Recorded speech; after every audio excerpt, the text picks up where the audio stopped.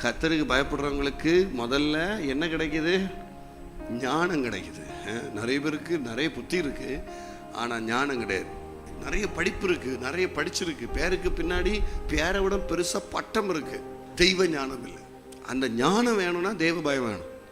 ரெண்டாவது, கர்த்தருக்கு பயப்படுறவங்களை மட்டும்தான் கர்த்தர் எல்லாவற்றிலும் ஆசீர்வதிப்பார்.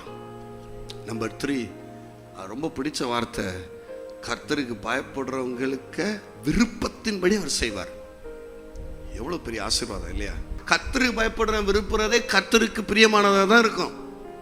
அதனால அவன் விருப்பத்தை எல்லாம் நிறைவேற்றுவார். 4வது, ஆயுசு நாட்களை பெருக பண்ணுவார்.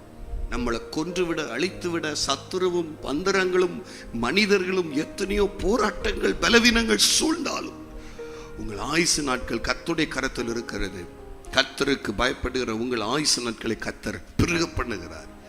5வது ஆசீர்வாதம், கர்த்தருக்கு பயப்படுறவங்களுக்கு அவங்களுக்கு மட்டும் இல்லை, அவங்க பிள்ளைங்களும் அடைக்கலமாக இருப்பாங்க.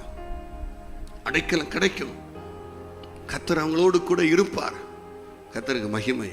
கடைசி, கர்த்தருக்கு பயப்படுறவங்களுக்கு பயங்கர பாதுகாப்பு.